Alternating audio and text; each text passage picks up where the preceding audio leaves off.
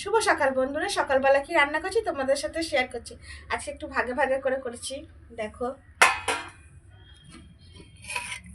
আছে গরম গরম ভাত,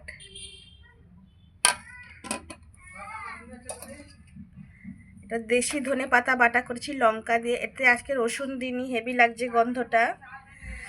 আর করেছি বাঁধাকপি, এটার মধ্যে দিয়েছি আলু আর মটরশুঁটি আর জিরে লঙ্কা বাটা দিয়েছি, নামানোর সময় একটু মিষ্টি আর ধনে পাতা দিয়ে দিয়েছি।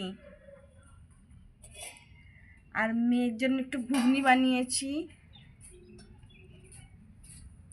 আর করেছি এটা চিংড়ি মাছ করেছি, পোস্ত, শস্য আর একটু নারকেলের দুধ দিয়ে এটা বানিয়েছি।